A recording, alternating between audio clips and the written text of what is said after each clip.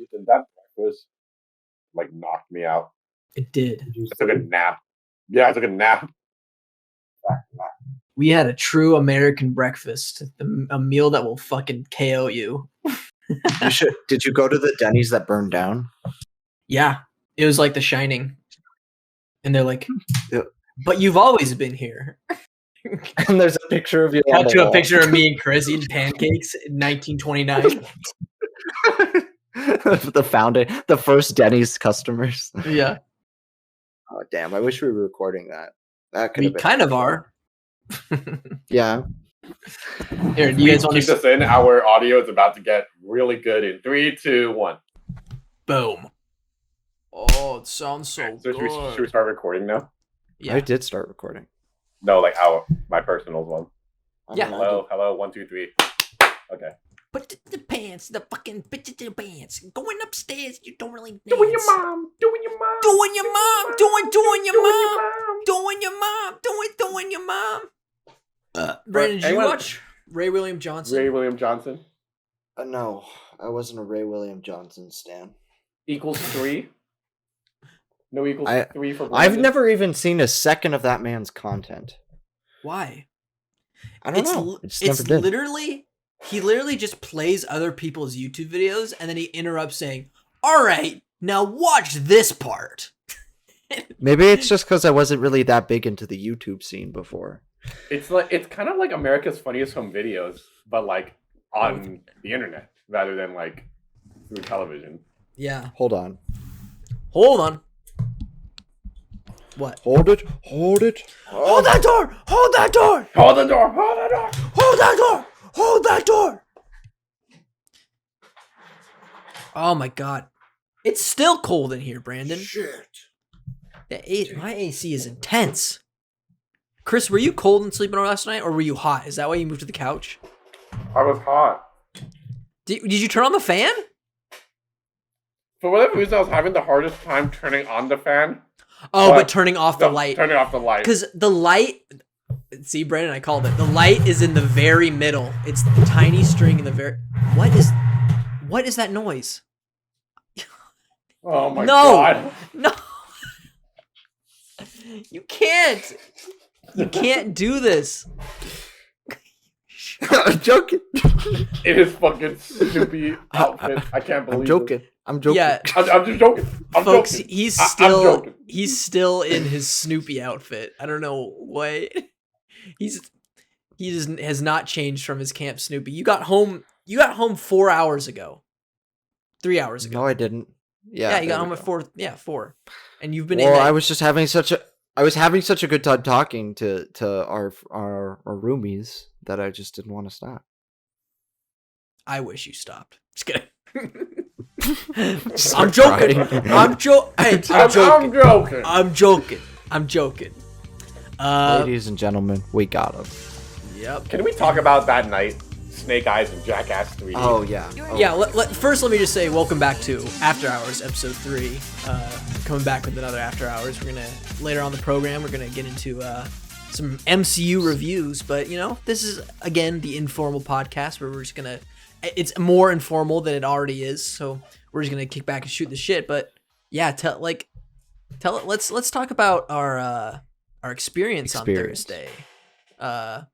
So Chris, he came down for the day, and because he lives up in LA now, and he came and crashed at our place, and we had a fun time. We went to the AMC theaters, and we saw Snake Eyes, just like what we promised for the Origin Stories episode. And believe it or not, Snake Eyes sucked. It was awful. Yeah. It was somehow worse than the first two. And we all thought it could just be a marked step up from the last one. It doesn't have to be a great movie. It just has to have like a good story and a good like pace. And it didn't have either of those things. It was aggressive. Yeah. Very. It was so aggressive. Like, I feel like at some point during the first 2 minutes of that film, Brandon and I leaned over to each other because we were sitting next to each other.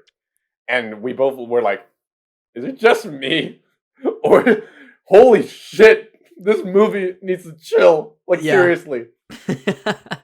My little analogy for it was that everyone, the cast and the crew, were so fucking pissed that they were making this movie that Yeah. they were just Go, go. They were angrily rushing through next scene. The director was like, "Read your line. All right, next line. All right, cut. Moving on to the next scene." And the actors would just angrily sprint to the next scene. Everyone would pick up the camera gear, go, "All right, ready, action, roll it, line, cut, next scene, wrap it up."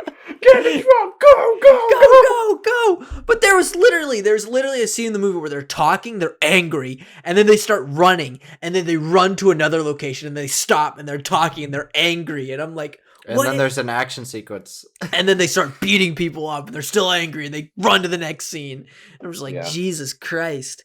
Yeah, that movie was like, I remember like Brandon said, like none of us had high expectations for this movie. It was like, it's like, modern day ninjas, like fuck Yeah. it, have fun with it, run with it, and just make it like a fun event. And like they had all the pieces they needed. They had a great budget, awesome source material, and they had a great like team to make it happen. Like they had the guy from the Raid on the crew, Mm-hmm. but whoever choreographed the camera and shit like that in relation to the choreography, Jesus, bro, you gotta chill. Like it was awful. All I wanted to see was like the one thing that the reason why everyone likes Snake Eyes is that he looks cool, right? Because of his outfit. He has a really cool outfit. Spoiler alert, he doesn't wear that until the last 5 seconds of the movie. So we don't get that. And then I just want to see some cool action. And they couldn't even get that right because of the shaky cam. They had you could tell it was choreographed really well. But just the person who shot it, just like, they forgot their fucking stabilizers that day, so they had like, fuck it, let's go at handheld. Yeah, I kept thinking, like, I always felt like shaky cam is like used when like your actors or whoever are not like fight trained. Yeah. So like, it's a good way to hide that. But the thing is, you have these amazing like martial artists and shit in this movie. Like, why not shoot it at a wide or something? Like, give me some geography, man. It was bullshit. Yeah. But yeah. Yeah, they messed it up. And then we went back to Brandon and Ethan's, and they showed me my first a couple of sketches from I Think You Should Leave, which was hilarious. The new season, and if you have not been watching that, you have to get on that. I Think You Should Leave is probably the funniest show on television. And yeah, we inducted Chris into the first few episodes of the second season, and holy shit, it's so good. And then I'm joking. And after that, we watched Jackass 3D because we got to see the trailer for Jackass Forever at the IMAX theater, and that was just so hype. So we had to show Chris a Jackass movie because he's never seen it before. And Chris, you kept telling us the next day that you just couldn't get that movie out of your head. Like, it was such a weird experience because it was like, I knew, like, okay, based on the trailer for the next one, I knew that this was like about a group of friends screwing around, having fun, doing this crazy shit. Yeah. But like, what really stuck with me about that movie was that there's something weirdly endearing about a group of friends who are just a group of friends messing around doing whatever the fuck they want. Yeah. And like, yeah, they do the dumbest shit in the world, and like God, like, it's amazing they've survived, and like haven't, like, I don't know, there's a lot of things they've done or do that is like kind of unspeakable. But like, yeah, I think. But my God, yeah, they own it, and they have so much fun with it, and it's kind of hard not to get wrapped up in it and feel like, oh, these guys are like, couldn't be me, but I love it, Yeah. Yet you only gave it 3 stars. Look, I need a little more. I need a little something more. I will say that. What? I need a little something more. I need more. It's a documentary.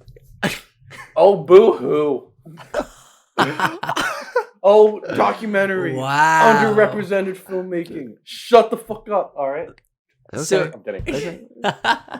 But no, it was a very fun movie. I think it is one of those things, I think it might have been a little bit aggressive for me to watch because I was like, I didn't think I was going to see poop today. I didn't think I'd see 3 people's dicks today. But it was a lot of fun. Yeah. And I can't wait. There's for more that. where that came from. Yeah, I can't wait for that fourth one to come out. I need to see that with a big group of friends in a theater, the big audience, with everyone laughing and drinking. If they do something gross, do you think someone will barf in the theater? Like, yes, guarantee. You guarantee that someone will barf seeing Jackass 4? Yeah. Well, I'm gonna say this. There is a part of me that thinks no, just because like, oh, this is like, people are like used to it, you know. If they love these movies, they're gonna go see it, and they might gag, but there won't be a barf. But then part of me is like, what if somebody gets dragged to it and doesn't like handle this well, you know? Yeah. Do they run out of the theater vomiting, or is it like they hold it in? I think so, it's inevitable. I think like someone just like things. I think it probably could happen. It's just like it's so like I don't know. I feel like unless you're going into it with the exact expectations of a Jackass movie, it's going to be severely overwhelming. Right. Yeah. But you know, what can you do? Yeah. One thing I do want to talk about is the last time we recorded an episode of After Hours, we were shooting Bloomers. Isn't that weird? Oh yeah, that was So that was we were in production for Bloomers, and yesterday we just had it screened at the Foligno. So that's another just interesting thing that's been going on in our lives right now. Got to see. This is my second piece of work that I've seen on the big screen, because my first piece was that horror short film, Self-Portrait. Link in the description if you want to watch it on YouTube that Chris and I worked on together. But we got that screened in our horror class, and now we got this one, and that was a really fun night. Yeah, it was a really fun time. And also, anyone who doesn't know, Bloomers was directed by Tori, who was on the show and has sound mixed some of our episodes. Yeah, friend of the show. Yeah, fun times. Fun times. And Brandon couldn't make it because Knott's someone was had to work for the old dog, the guys. Dog. I just got paid. I'm just vibing right now. I got paid $700. You got a raise. You got a raise today at Knott's because he's working the big boy rides. All right, it's like $1 raise, but okay. Hey, it's money, money, and like man. they're raising their entry level pay as well, so it's like a double sort of thing. It's like, oh, this is like a reward. You know, I got that today, and I was just super happy. But yeah, I'm working a big roller coaster. Not really. It's a family roller coaster. It shouldn't be a family roller coaster, but it is. But it's good. I'm super excited. I start tomorrow officially. So yeah, exciting. That's exciting. All right, let's get into what this show's all about. What the main topic of discussion here is. Like we said, we're gonna do some MCU reviews because two big installments of the MCU came out in the past 2 weeks. But before we did that, we skipped an MCU review. We did WandaVision, which you all really liked, but we never really did a review for Falcon and the Winter Soldier. So should we just do like a little quick thoughts on Falcon and the Winter Soldier before we go in? Brandon, you want to start off? Who wants to? Yeah, I'll start.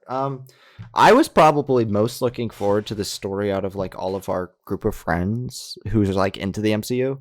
And I think the reason for that is like I am very much into like the grounded characters, and also I love the spy action military oriented stuff for the MCU, because like that was very much my cup of tea when I read the comics. You know, I loved Captain America, so by proxy I loved Bucky and the Winter Soldier and the Falcon and Captain America. Mm-hmm. So like all three of those characters like were like really big for me, and so I was really looking forward to this movie or show to see what was kind of bringing to the MCU. And honestly, it didn't really bring a ton. You know, it brought a lot of nuance to the world around like our characters, which is really nice. And they like interview, like it talked a lot about social issues. It was a little over the head with it, but like the stuff with like black soldiers and like basically the Tuskegee Airmen, like sort of adaptation from the comic books with the red, white, and the black, I believe. Mm-hmm. That's the great portion of this show. Everything with Sam Wilson is fantastic. His speech at the end of the show, it is exactly why he's a great Captain America character. Everything with Bucky's PTSD is good, but everything around it just is like so shoehorned in. Like Zemo, I love Zemo in the MCU. I think he's great. I think he's a great villain in everything, even in this. But like he feels like he's wasted in a way, or shoehorned in there just because it's a Captain America thing, especially with his costume. And then you've got like the Power Broker adaptation, which isn't good. The rushed redemption for US Agent, which isn't good. And then the fucking Flag Smashers, which I thought were okay at first, but they did not develop them at all like I thought they were going to. You didn't know, like, you didn't know what they were like fighting for. You know, it was just vague. Like, things were good before the snap, but now they're not. Open borders, and you're just like, it's honestly one of the sloppiest, just uninformed critiques of anarchism that I've ever seen, like in media. You know, and it's just like it stunk of corporatism to me. Yeah, I wasn't. I thought Falcon and the Winter Soldier was fine. Everything, like you said, everything they did with Sam Wilson was like peak MCU character development. I feel like everything with him and Isaiah Bradley, and like those are always my favorite scenes whenever he visited Isaiah Bradley, and we didn't get enough of that. Honestly, it should have just been like about that. That should have been the show, you know. But then I agree. And the stuff they did with Bucky was good, but it wasn't as good, you know, of him like struggling with sort of coming to terms with his past, you know, and making a new identity for himself. But yeah, just like everything, and they did a solid arc for US Agent, you know, very solid up until he just changes his mind, becomes a good guy at the very end, you know. The last 2 episodes are just as somebody even the episode before that was like, it was at least for US Agent, because like they defeated him, and then like you're like, oh, he's making his own shield, like what is he gonna do? And then in the last episode, instead of like getting revenge, he decides to just, you know, team up and help, and it was just like, ugh. Just based on his character in the comics, you know, it fucking pissed me off. Yeah. And I'm not one to get mad about comic changes or whatever. Like the Mandarin thing didn't really bother me all that much, but this did. Yeah. Chris, what did you think of Falcon the Winter Soldier? I think it was like, I pretty much share the exact same critiques and praises that you guys have. Like, I love what they did with Sam Wilson. I think they did a great job with reconciling Bucky and like how they handled like him kind of getting over his PTSD, like, oh, not getting over, but moving forward in his healing from his PTSD, and also just like as the Winter Soldier. I do also think they missed a big opportunity, because you know how at the end the title of Falcon and Winter Soldier is replaced with Captain America and the Winter Soldier? Yeah. Nice. Should have been Captain America and White Wolf. They should have taken away. They should have stripped away Winter Soldier, I think. Because like, why? The White Wolf is kind of a stupid name, to be honest. Yeah, but he's not the Winter Soldier anymore. Yeah, he doesn't do shit for Hydra at all, and like I don't think even he identifies as Winter Soldier ever since he got out of Hydra. That's true. Like, he probably doesn't even like being called that, you know? Yeah. It's anyway, weird. But like, he'll get a new name, like Patriot or something.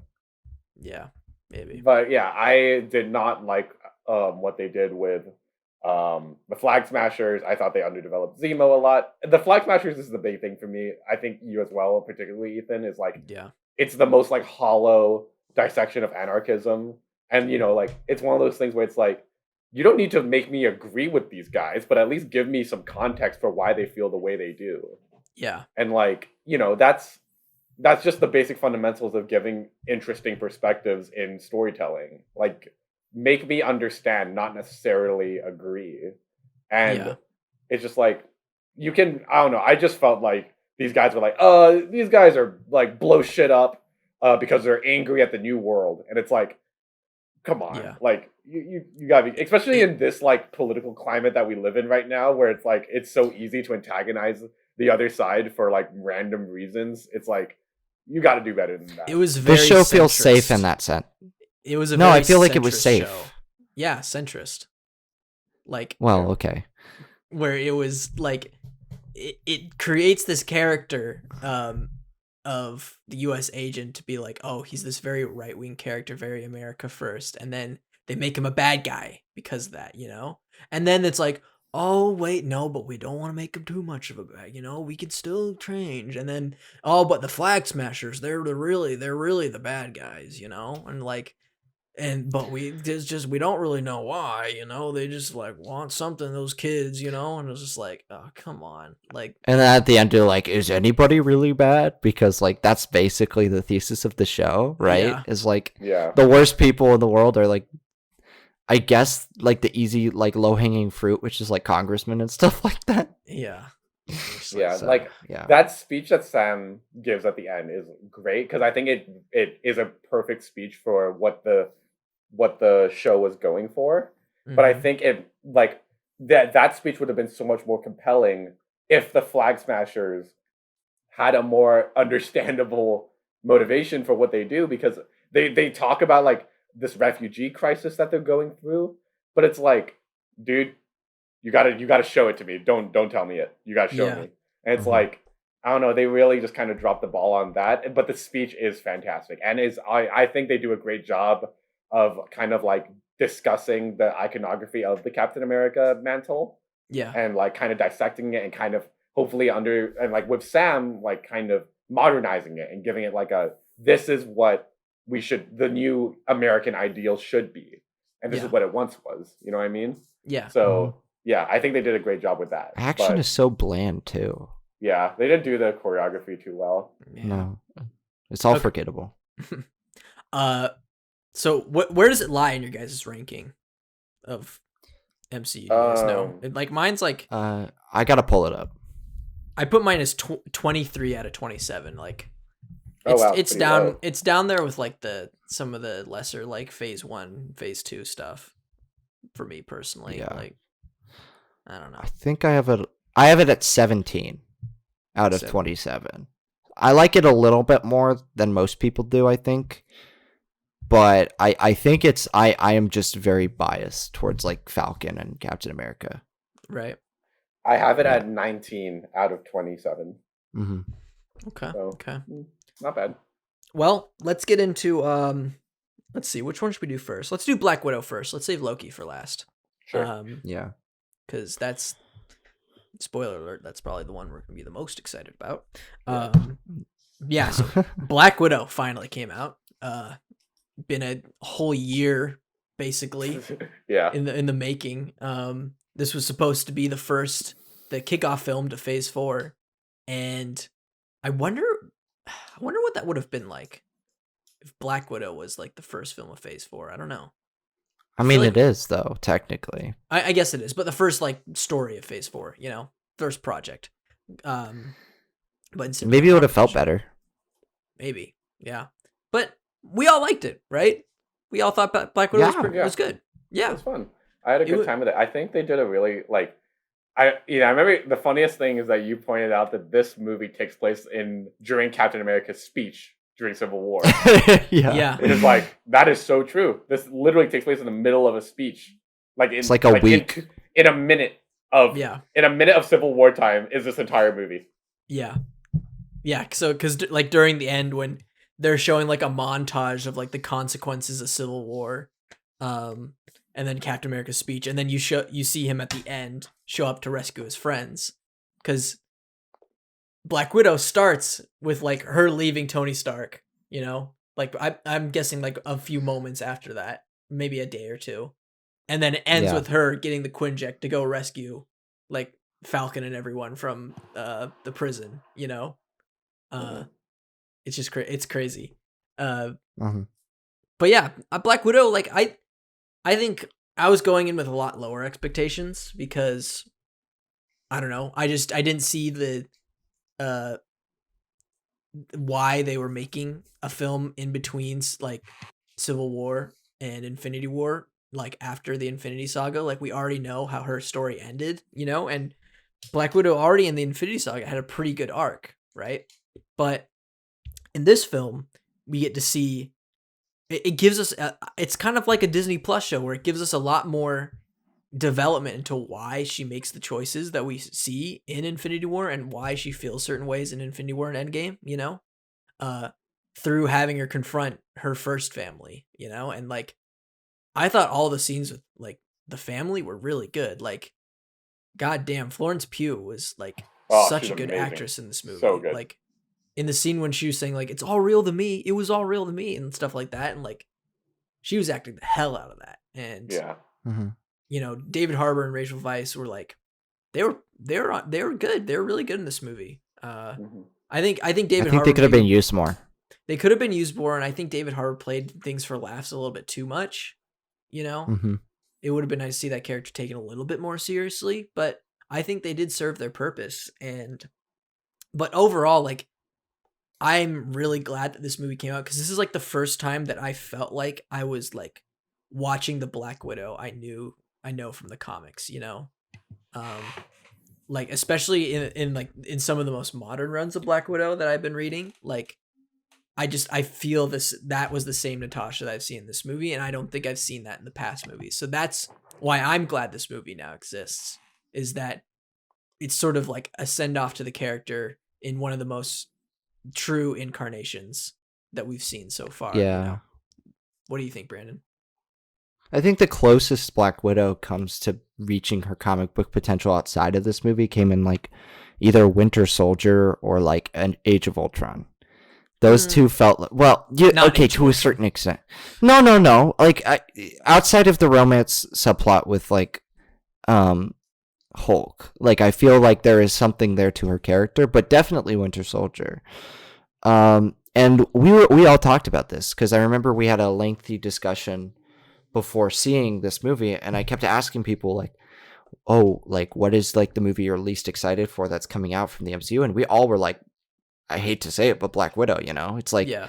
it seems like the least consequential. And I mean, when you have one of these cinematic universes, you always want something that's consequential, that's going to move the story forward in some way or another, either for the character or for the whole story as a whole. So like I guess the setting of the MCU in a sense, like you know how like even Age of Ultron sets up a lot of different projects. So does Civil War. Like all these movies do that, but like you also have those movies in between, like Black Panther, that give you character development and stuff. Yeah. And so like we were all not looking forward to this movie. I wouldn't say that. Maybe we were looking forward to it, but like definitely the least. Yeah. And Mhm. when I got out of it, I was just like pleasantly surprised. You know, outside of that terrible choice of a cover for an opening Smells credits. like of Teen Oh my Spirit. god. Yeah, what I the was just- fuck? It just kind of was laughable to me because like whenever they do that, it's not just like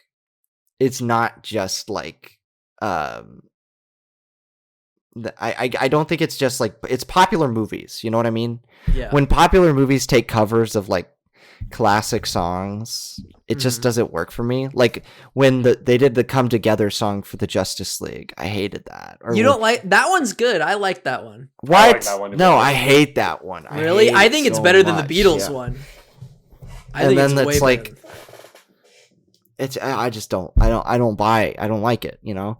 But when other than that, Black Widow is so freaking fun. You know, it fills in the gaps that you didn't know you needed filled in. Mm-hmm. And it fits perfectly in with Phase 3, which kind of pisses me off that they didn't like. I know they probably didn't want to do it originally. They saw it as too much of a gamble. And then Wonder Woman and fucking Captain Marvel succeeded, and they were like, we Yeah. can do this. Which is Yeah. kind of weird to me because like Scarlett Johansson, I feel like was super popular in like the Avengers movie. Yeah. She had a big role in that movie. And people were like, yeah, we like that character. And they never made a movie for her. And maybe they were like, we can't just fast track this because she's one of our heroes or whatever. Yeah. Like our most popular heroes. But on the other hand, it's like, it would have been so much more impactful had this movie come out before, and then we see what happens in Endgame and Infinity War. Right. Yeah. I You don't know? So But yeah, Chris, what did you think about like its place in the universe, you know? It's kind of like I think this film would have first of all would have been so much more powerful emotionally to me to see prior to Infinity War. Yeah. Like if this actually came out in its chronological like timeline with the MCU, I think that extra bit of context would have made, spoiler alert for Avengers Endgame, Natasha's death so much more emotionally gripping. Yeah. And because you start to understand, you understand why she feels the way she does, because the moment where she decides that it should be her over Clint is entirely motivated by the fact that Clint has a family. which Natasha unfortunately feels like she doesn't, even though she does. Yeah. But like you get the context for why she feels that way, because a lot of Black Widow's history, even though we kind of understood where, like, there was the Red Room and she found her way into meeting Clint in Budapest and then eventually into the Avengers, but like her kind of backstory was always kind of like hidden in the shadows for us. Like we never really got the full context for her absolute motivation or anything. Yeah. But with this film, you really start to understand like why she feels the way she does, and like you said, it helps inform why why she makes the choices she does eventually that lead to her death eventually.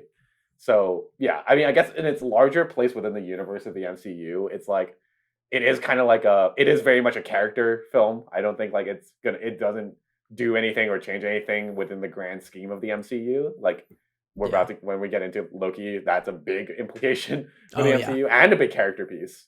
Yeah. But yeah, I'm just shocked at how organic it is. You know what I mean? Like I feel like it's so weird how it fits into the universe so perfectly, because you know how like in these films it's kind of hard to like balance continuity with like a good story that kind of fills in the pieces necessary without like making it feel awkward. Like, but when you're not focused like on setting up things constantly, and it does set up a few things here and there, but I feel like it really acts as like payoff. You know, there may be a jump from, I feel like there is a jump in Natasha's character between Civil War and Infinity War, and it's very much felt if you go back and watch those movies. Yeah. But this kind of feels like that natural progression that feels like just right. You know what I mean? And not only that, it like ties in its like great themes, like surprisingly great themes that tie into her journey from Winter Soldier getting the red off of her ledger, and with the story with I forgot the main villain's name. Dracoff. What's his name? Dracoff. Because Loki mentions it in the first Avengers. He says Dracoff's daughter. Like, right, exactly. To torment her. And that's so insane that they pulled that, just that one line. They made a whole story out of it. Like, it's crazy. Yeah, and I mean that, and also like it's a very feminist film, but not in a way that I feel like would piss many people off, because there are people who are going to complain about it being a feminist film. Yeah.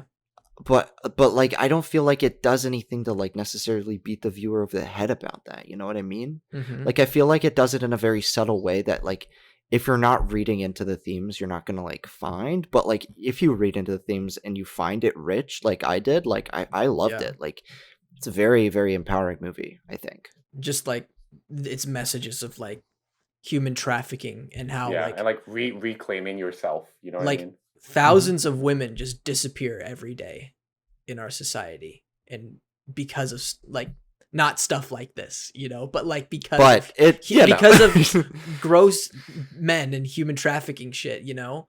And it's cool for a blockbuster to like address this stuff, you know. And I think they did it, like you said, in a very intelligent way.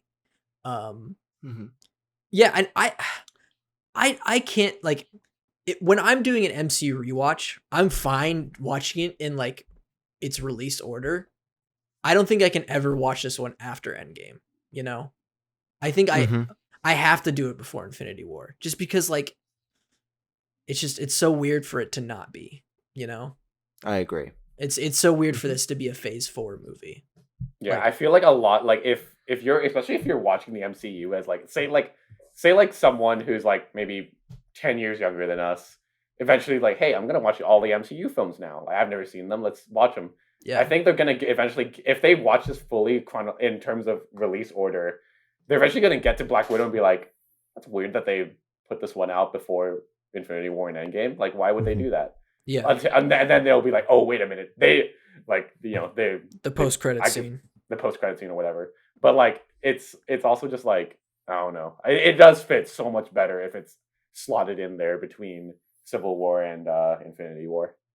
Yeah. And how'd you guys feel about the post-credit scene where you see Yelena Belova mourning over Natasha's grave, and then you see what's her name, Valentina, right? Val, yeah. Val approach her and be like, hey, do you want to get the guy who killed Natasha, and it's Clint Barton. And so that means Yelena Below is probably going to be in Hawkeye, and that's going to be pretty exciting because Florence Pugh was really good in the role. And yeah, that's gonna be fun. I'm really hyped for Hawkeye now because of because of this credit scene and because of the news. Chris, I don't know if you heard, but there's rumors going around that Kingpin's gonna be Vincent D'Onofrio as Kingpin's gonna be in Hawkeye. Oh, that'd be really interesting. And the actor who plays Vincent D'Onofrio, he liked a tweet that's saying that he was gonna be and then he unliked in Hawkeye, and then he unliked it. So we're like, the MCU Guardians in real life, like the lasers turned on. The Disney ninjas. Yeah, the Disney ninjas got to him. Oh, unlike it. That's right. But yeah, any other thoughts on Black Widow? I don't know. It's like it's we can't really talk about like its implications on the universe as much, and like in the grand scheme of things, because it's just a contained story, but it's a good film, right? I don't know. Yeah. Yeah. Sorry. Yeah. No. I was gonna say, where does it lie in everyone's ranking? Like, because we did this with WandaVision, so I was wondering, like, I think we all gave it 13. 13. We all gave it a 4 out of 5. I remember that. I put it in number 12. Wow. I have it at 19. And wow. I still gave it 4 out of 5. That shows how much I like these films. But yeah. I just sandwiched right in between Age of Ultron and Captain America: The First Avenger. I think it's in that ballpark for me.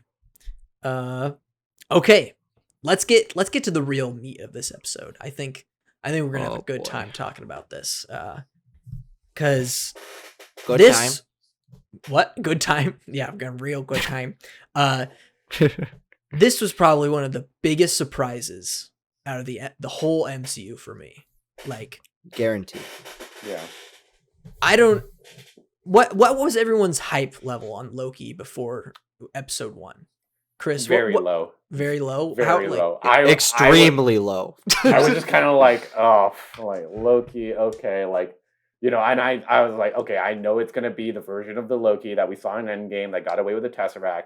But I'm like, I felt like, especially at that time, with it in 2012, like New York Avengers time, Loki was like, I did not like his character at all. I thought he was still such a bratty little bitch. Yeah. But then eventually, like they in Thor Ragnarok and I don't know, they give so much. They give you at least something to work off with him. I feel like they did a great job with kind of like feeding into like why he feels jealousy and why he harbors so much resentment against Thor and a lot of other people.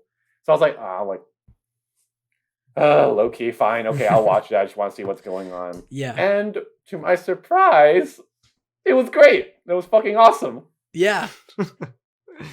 You want to? I don't know. Do you want to take the reins from here? I don't know. Brandon, what about you? Because when we were talking about this, I remember you could go back to our first After Hours when we were breaking down all the shows that they announced, and you were like, I don't really care about Loki. I don't know. But I don't care. Yeah, I saw the trailer, and I was like, yeah, I could do stuff that's kind of cool, I guess. But like, I remember hearing the concept and being like, like WandaVision grabs you because like it's weird, it's different. They like the way they described it as like the sitcom-y sort of thing was like so interesting and unique. Yeah, and there's a mystery there. Yeah, and then like with all these other Disney Plus shows that they've announced and stuff, and all the other movies that they've announced, it's like each of them has their own sort of hook. Mm-hmm. That like made me interested. But the plot line of like, oh, we're gonna pull the one-dimensional Loki, and I'm not saying he's one-dimensional in the 2012 Avengers movie. I don't think he's one-dimensional in any of the Thor movies, even Thor: The Dark World. I think in The Dark World, the best part of that movie is Frigga and Loki. They're two characters. What's his name? Sorry, wait, what movie? Who's the character? What are we talking about again? Frigga and Loki, like, you know what I mean?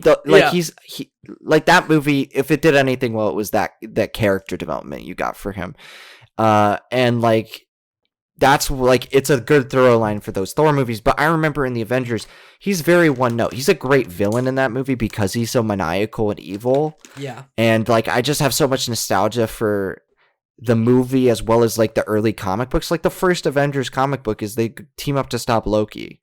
So like that nostalgia is like very much like in me, you know? Yeah. But I remember thinking his character was so lame, you know, Yeah. in that movie. And then I was like plucking him out after his great character plot point. And then it's like, I thought the show was going to be like, oh, he's just going to jump around in multiple timelines and cause mischief. Mm-hmm. And like, that's because that's Loki, you know, that's what he does. And like with his one-dimensional character, I was like, how are you going to develop him in a single episode? And they did it Yeah. right off the bat. I was so surprised. I think the moment I realized this show is going to be something special is, like you said, like Loki's goals in the first Avengers, like even they accepted that like it's a little one-dimensional. He wants to rule Earth and then rule Asgard and then rule space.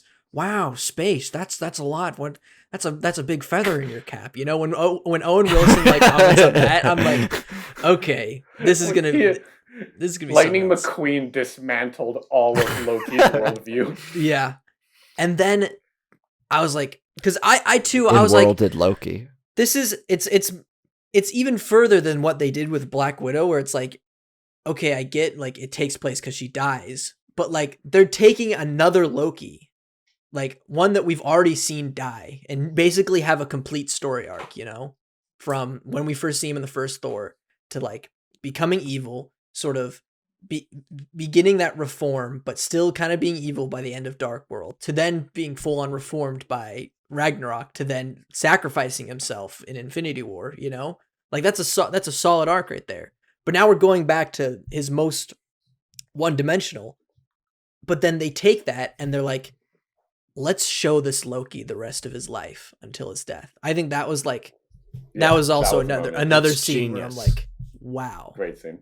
I think like that was so powerful because it was like, yeah, you had that one-dimensional version of Loki, but then by forcing him to come to grips with his own mortality and like his minuscule size in the grand scheme of everything, Yeah. it kind of like it gave us this version of Loki that was a lot more humanized. Like Vulnerable. we got to see, Yeah. he's vulnerable. He's like a person he's just a guy that was like neglected by his family and never felt like he had a home, so he had to take it from others to get to feel it.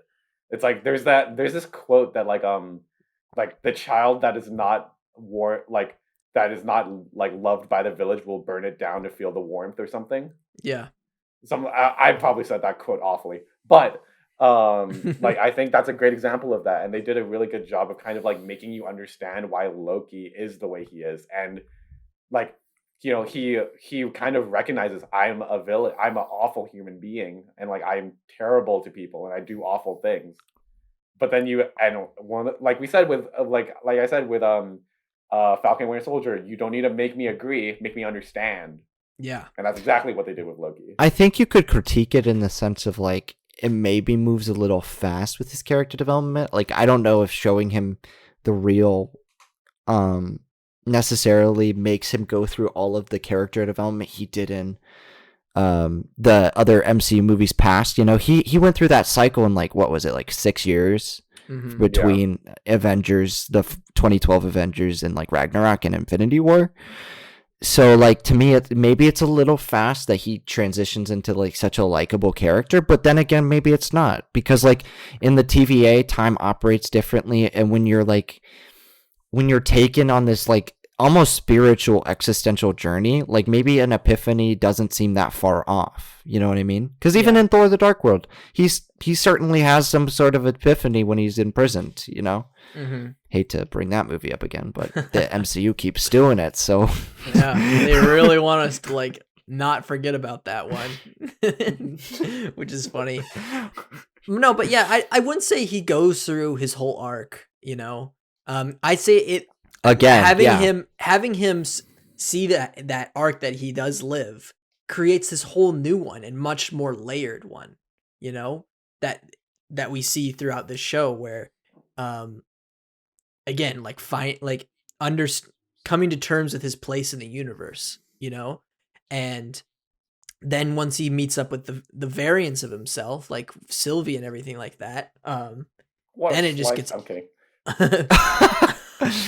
then it just gets a lot more interesting, you know. And let's get into that, like the explorations that the show does by basically as creating like an establishing of the multiverse in the MCU. You know, we get basically this is how Variants. we understand it, where the main timeline will occasionally just randomly branch off and create a variant of a certain person. So in that reality, there'll be something else, and that the TVA's job was to prune that and wipe out that branch, because then we find out why in the last episode. But it was just a really smart way of explaining how there are multiple realities and how we can explore that in shows like What If and Doctor Strange, and how we can get multiple versions of the characters that we love and know in the MCU. So we get a lot of love for Loki and all of the various forms that he's taken in the comics. We get Sylvie, which is like a sort of an amalgamation between Lady Loki and the Enchantress from the comics, which I think was a really smart move. You know, Agreed. It made her more than just a Loki, which I think helps with the eventual romance they have. But I think that my biggest problem with the show is that romance, which we can get into later. But then we have classic Loki, played by Richard E. Grant, which was fucking insane and phenomenal. Incredible. Did a great job. Kid Loki, who was confirmed he's the oldest Loki in that at the end of time. He was the first Loki to be pruned there, which I think is just awesome that a kid was like, and that's what became sort of like the ruler Loki. Then we had boastful Loki, which was like a black Loki who apparently like defeated the Avengers himself, but then something happened. And then we have alligator Loki, which was great, which introduced us to Throg, the frog Thor that we got for a split second there.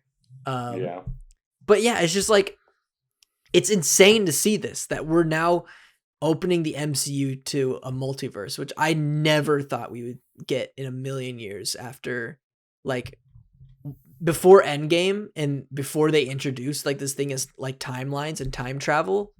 I was like, they're never gonna do like a multiverse. That's just, it's too confusing for audiences. You know, they're just gonna stick to one timeline and that's gonna be it. But now they're like, Loki thought of a brilliant way to like make all of this sweaty comic book stuff about multiverses and which Earth and everything like that make sense to audiences. And I really gotta like applaud the writers and showrunner of this show for doing that. You know, it's amazing stuff. What do you guys think about the implications of like creating the multiverse in the show and like how they handled that? You know, I remember I came up with this joke that like, Ethan, name something the MCU can't do now. Fast and the Furious. They just gotta buy Universal. There's a timeline. There is a timeline. There's infinite timelines now. There's a timeline where the Fast and Furious movies happen. Yeah. So like, I don't know. Like this really is like a big jumping off point for the MCU.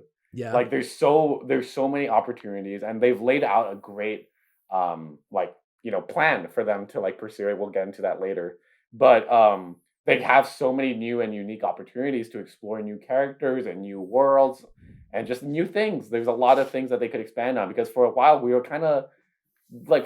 the MCU we were kind of landlocked to Earth. And then eventually we started to expand into space with Guardians and Captain Marvel.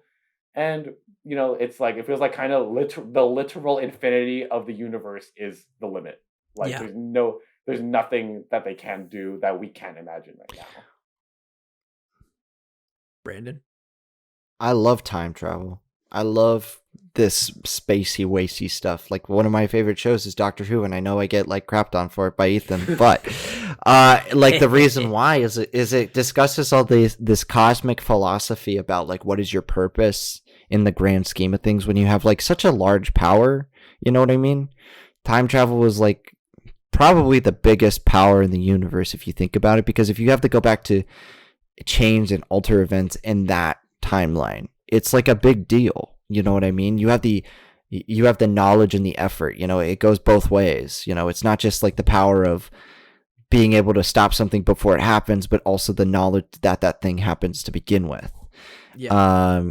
And like I think that this show handles that well with its existentialist themes and such. As far as how it connects to like the Marvel multiverse going forward, I agree with you guys. I'm genuinely shocked that they kind of did it in a show. Yeah. On Disney Plus, because I remember Ethan and I discussing it weeks before the finale dropped, and we were like, I mean, it would make sense because of what it's all talking about with the TVA and stuff like that, but like this multiverse thing seems like it's too big if they want to keep it just isolated to the movies, you know. Up to this point, even WandaVision and Falcon and the Winter Soldier, they felt like they weren't required viewing, but they were definitely like good viewing to have. Like all three of the MCU properties before Loki, which were before Loki and after Spider-Man Far From Home, feel like you don't need to watch them, but they are great to have as like sort of filler, not filler. I don't want to say that. That's kind of insulting. Character development to these characters that you know and love that you kind of will need going forward if you are to like develop this relationship and rapport with them. But this feels like so essential. And I don't know how big of a role it'll actually play because, to be honest, like I don't think Loki or Sylvie or Mobius or any of the characters outside of one that we'll talk about in a second will play a big role in the movies going forward, if any. So it's kind of like weird that they decided to plop it here, and I kind of wonder what they're going to do going forward. I hope it's not a mess expositionally, but I mean, they did a really good job of it with Infinity War. I mean, Infinity War had a hard task of exposition, and they did a lot of showing. I think that's the best part about that movie. They didn't tell a lot, they showed a lot. Because, like, for those people who, general audiences weren't keeping track of what the Infinity Stones were and, like, where they were and what movies. Like, the hardcore fans knew exactly where each Infinity Stone, except for the Soul Stone. But they were just MacGuffins. Yeah, exactly. So, maybe they can do the same thing with, like, explaining how the multiverse and, of course... And how it broke open. And, of course, introducing the next...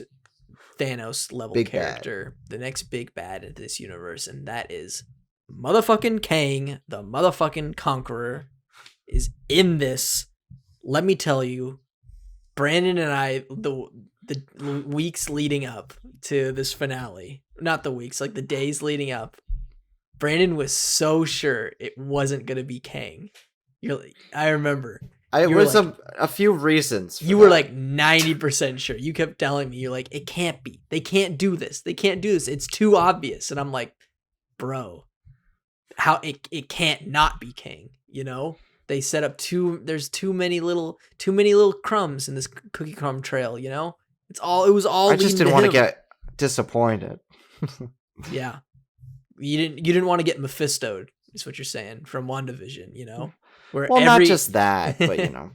But it's amazing. Like every episode of WandaVision, everyone's like, "Oh, it's gonna be Mephisto. It's gonna be multiverse." And then it didn't lead up to any of that. We were disappointed. But finally, we get something where like we're anticipating something that we know we're gonna lose our minds to, and they deliver on it.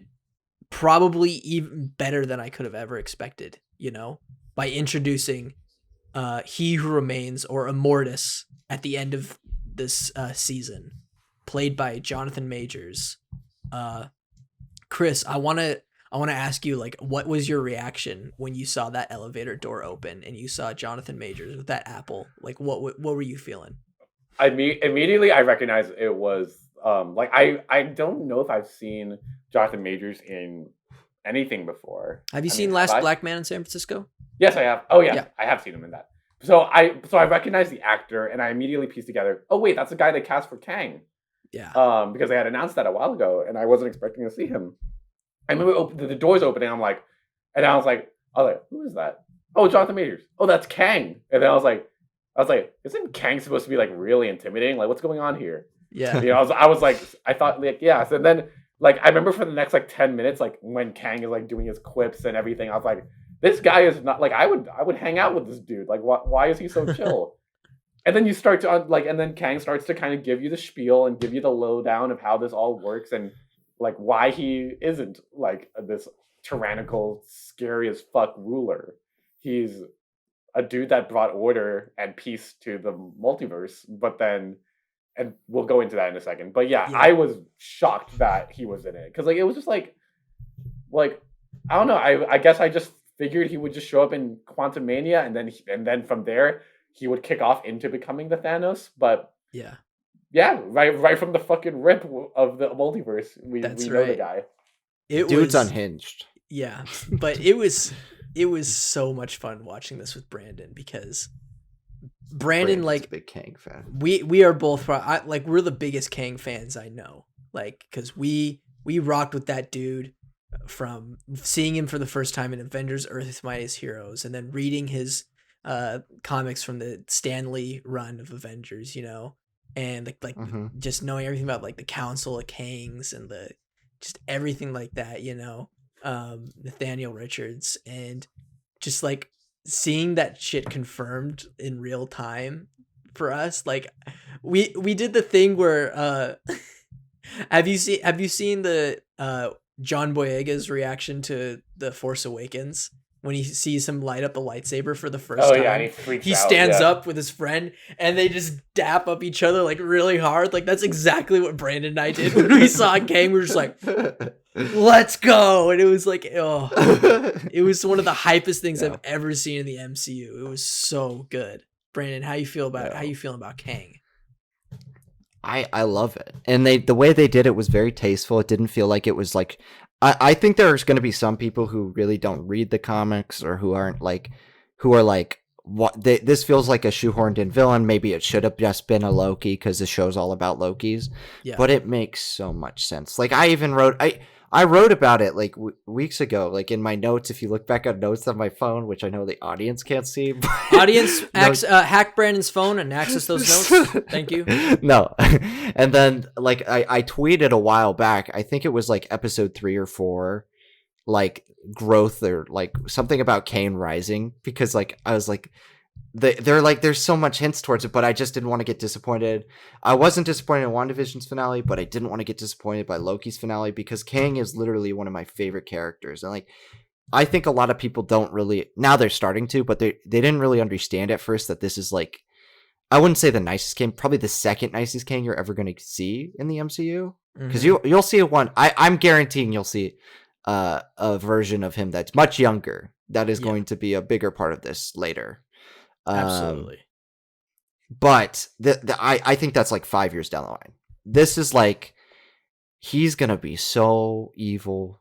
It's going to be crazy because everybody's like, he's so convoluted and stupid, but no, that's the best thing about him. He is like Ultron in that sense that if you hurt him, if you kill him, it just makes him stronger. You know what I mean? Yeah. With that last line, see you soon. See you soon. He winks. So good. Yes. It's because he's so intelligent as a character, and people think, oh, you're boring, you're convoluted. No, his love story, which we'll probably get into, is tragic. Like, it's much more grounded than the Thanos love story in the Infinity Saga in the comic books. Yeah. And in that sense, it could definitely attach yourself to the viewer. If you haven't seen Earth's Mightiest Heroes Season 1, it's in Season 1, right? I'm pretty sure it is. The Kang Dynasty. You need to watch it. It is one of the greatest introductions you can have to the character. Yeah. And then go back and read the Steve Ditko comic, or not Steve Ditko, the Stan Lee comics, his first fights with the Avengers and stuff like that. And you will have a compelling character. There will be a reason why his character will go after the Avengers, and it's going to be amazing. Yeah. And like, they got the right guy to do it, you know? Like they perfectly casted Kang. Jonathan Majors. I remember when they casted him. What was your reaction? My reaction was like, fuck yes. Like you sort of see the level of gravitas that dude can bring, along with the like spontaneousness through, like, I think before he was cast, I'd seen him in Last Black Man in San Francisco, which I feel like he should have nominated, maybe even won the Oscar for Best Supporting Actor for that role in that film. Da Five Bloods, I think he played a really like grounded and serious character for a rather touching subject matter in that movie. And then I watched the first few episodes of Lovecraft County. I haven't finished the show yet, but he was really good. Country. Is it? Oh, it's country, not county. Well, they go into Lovecraft County, or no, country in the show. Never mind. I don't know why I keep calling it county. County, country. I always mix the two. Yeah, and he just plays a really good lead in that show, and you're like, okay, this dude is an absolute star, you know. And then you hear that show got canceled, and you're like, gee, I wonder why. Probably because this dude has a 10-year contract. Yeah, 10-year contract signed with Marvel, you know, for the next 10 years of his life. He's just going to be showing up as Kang variants in the MCU, you know? But yeah, that just like was one of the best payoffs in any MCU like show, because it's not just an Easter egg, it's actual like, you know, like Captain America getting Thor's hammer. Like you can consider that like an Easter egg, you know, and that was a great payoff, you know. But this is setting up some huge implications of where this universe is going to go. And I couldn't be happier, you know? I think it's leading to a Doctor Doom versus like Kang Secret Wars movie. Yeah. I think we could see a Secret Wars. I think they'll adapt mostly from Secret Wars 2, where it's multiversal. So you're going to be getting Avengers from across the multiverse fighting each other. And I bet, because Doom was really the dude who like the catalyst of that. Put it together. Yeah, he put it together. But I think it's going to be Kang this time, you know? And I just wonder how you make that a movie. You know, here's the reason why. Yeah. The problem with the Secret Wars story is that it is not really a story. It's a good way of market toys. Yeah. And yeah. And so like, I think that's their way of doing that, is to like have like a compelling villain, which could be its Infinity War, you know? Mm-hmm. It could be an Infinity War type movie that leads into something even bigger, you know? But I don't know. Everybody's wondering, oh, how can they top it? Loki is how they top it. This show is how they introduce the stuff necessary to do it. And it's not just that it's Kang. It makes sense for Loki's character arc because of where he comes from. I don't think we talk about that last scene enough, you know? Yeah. Because everybody's like, Kang steals the show. But if you look, they never call him Kang, first of all. We know it is him. But, like, that last scene is so important to Loki's character because of the choices that he and Sylvie have to make. Right. You want to talk a little bit about that before we kind of wrap it up? Yeah. Chris, let's talk about, like, what do you feel like is coming next out of this multiverse, you know? Out of this big multiverse explosion, this big Kang the Conqueror dynasty that we saw. Like, what's we going know on? that they've laid out the next couple movies, and I think the big ones are gonna be Doctor Strange and the Multiverse of Madness, as you would expect, and of course Spider-Man. I think that's a big one that everyone's talking about because of all the rumors of Tobey and Andrew coming back, and now the gates are more open than ever for that to happen. Like, the stage is really set for that to happen. And, you know, I would, in a weird way, like, I don't want to get my hopes up too much because as a big Spider-Man fan, but it would actually kind of surprise me if they didn't do it at this point. Yeah. Because, like, so many rumors, so many things have been leaked online with, like, this, like, Andrew, very specifically Andrew's stunt double seen on the set. Yeah. Stuff like that. And it's like, you know, no one's saying yes, no one's saying no, but more importantly, no one's saying no. Right. And you know, it's just like stuff like that, and just like, of course, like now it's set up for it to happen, and I don't want to put my hopes and dreams on it because I know I'm going to get crushed if it doesn't. But I think they've set the stage really well, and like you said, they have a lot to play with now. I do think Doctor Doom could find his way into the MCU event like pretty soon because of Fantastic Four. Yeah. And yeah, like there's so many possibilities. I think I think that's where it's going though. It's going to eventually bleed into Kang kind of becoming this overwhelming force, and Doctor Doom is going to make his way into the MCU as well, and there's going to be a whole thing with Latveria and the Fantastic Four. And yeah, there's so much there. Like Doctor Doom and Kang. I'm I'm more of a Doctor Doom like aficionado than a Kang kind of person, but like Yeah. there's so much that they could run with on that, and I don't know. The sky is literally the limit. Anything I say is just another one of a million possibilities of what they could do next. Yeah. I don't know if they're gonna do Doctor Doom so soon. Like I could see I bet, wouldn't be surprised if Kang was the villain of Fantastic Four. that's what I was just about to say. Like I bet like we'll see Kang, because Kang is a common Fantastic Four villain just as much as Avengers, you know? Ramatut? Ramatut, there he goes. And the what was it? The Crimson Centurion or something like that? I think something like that. Scarlet Centurion. No, that's right. No, it was Scarlet That's Centurion. Sorry. Yeah. And I think they're going to let Kang have his time for phase 4, you know? And I honestly think that they could somehow tie Kang into Doom, and Doom will be the next villain, like the next big bad after Kang. And that would just be, ooh, pizza chef. Come on, let's go. That would be no amazing. Galactus though. Here's what I could see happening. You make Doom the next big bad for phase 5, you know? And the way that makes him like so threatening is he harnesses Galactus as a weapon. Just like if you've played the first Marvel Ultimate Alliance game. Chris, did you ever play the first Marvel Ultimate Alliance? Of course I did. Yeah. Love So that game. he basically what does he do? He basically uses Galactus as like a weapon to to take over Earth or something like that. And because Galactus he's not really a character. He's like a force of nature, you know? So I could very well see them doing that. Like they tried to do that with Rise of the Silver Surfer, but they made him a giant fart cloud instead of a celestial being. Which now that we're gonna see Celestials in the Eternals, like Galactus is certainly not out of the realm of possibility, you know? I think it's entirely possible that they hold off on Galactus for a little bit. And because I feel like that's their way of rebooting the whole shit. With Galactus? Uh-huh. They're never gonna reboot. Isn't it? Well, if you say that, but studios will eventually want to do the same stuff with the characters, and you know how they reset the universes in the comic books. You know what I mean? Mm-hmm. And to see that on the big screen is to come full circle. But how would they do that with Galactus? That's not his thing. He just eats planets. He's a galaxy eater, and if you look at his role in Secret Wars, right? He's just sleeping in Secret Wars.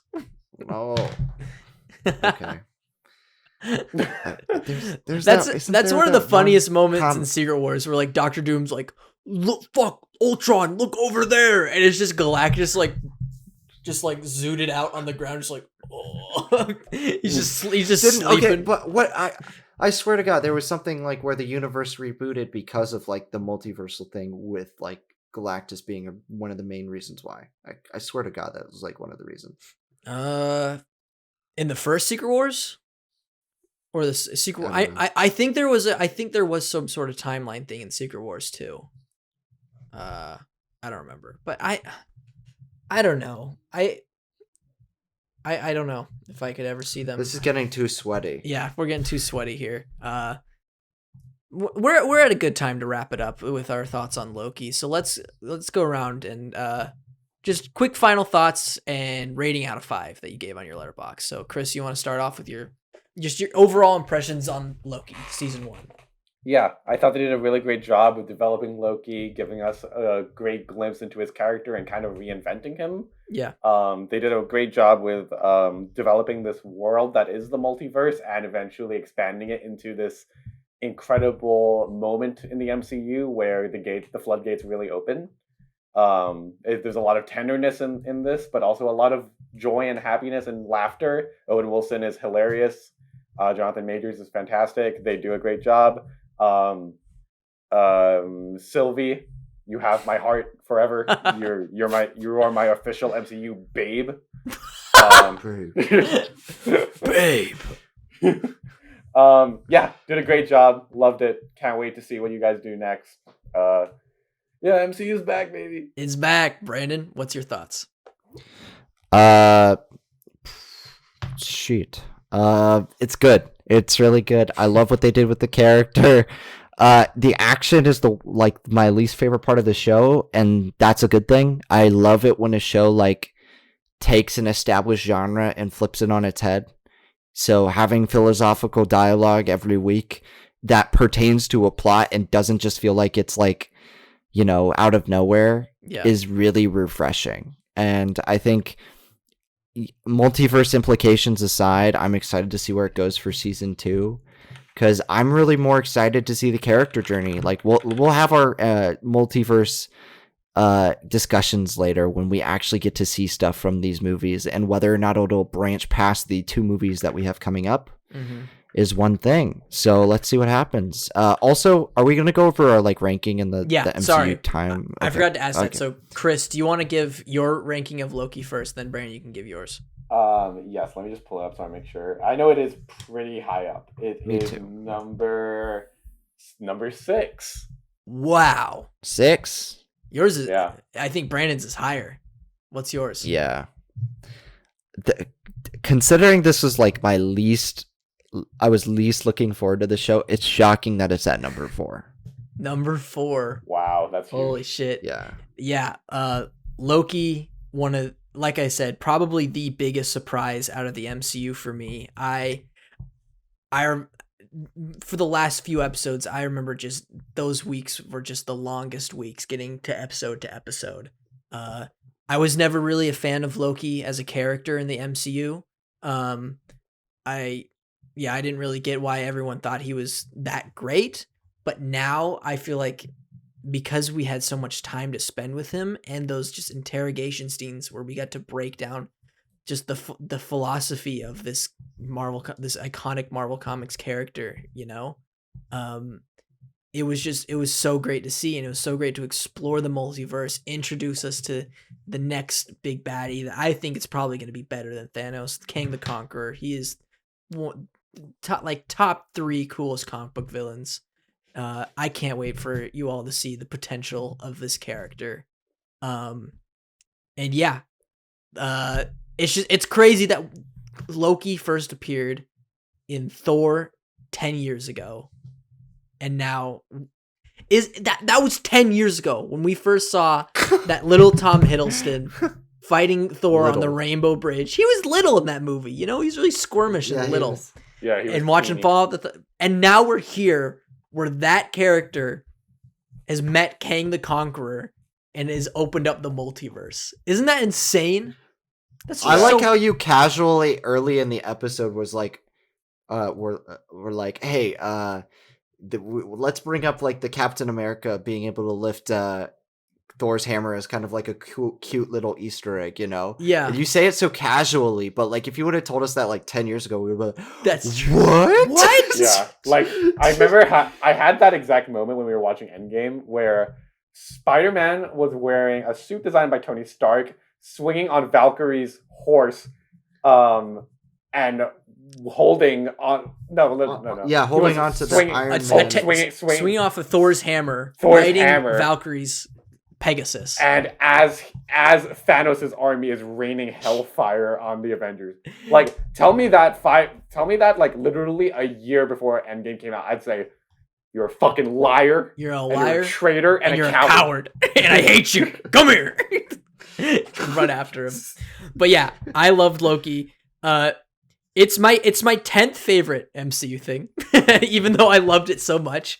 Like I said, this franchise means a lot to me, and I love a lot of these films. A lot of these films are some of my favorite films of all time because I'm a loser. But yeah. No. But yeah, Loki is cream of the fucking crop. What a crap. What a crop. What a crop of movies and television shows. What a crop. But yeah, that'll do it for this installment of After Hours. I think we might be doing these a bit more regularly because now I think we have some other topics brewing. It's not gonna be related to MCU or reviews or stuff like that. We have some other discussions about film and philosophy that we want to talk about. So look forward to some more different conversations. But of course, we'll probably always come back here when a new MCU show drops. Maybe we'll talk about What If and like Shang-Chi, you know, because those two I think will line up pretty well together when What If ends and Shang-Chi will come out. So that will probably be another episode. And yeah, so thank you all for listening to this episode of Stacked After Hours, and we'll catch you in the multiverse.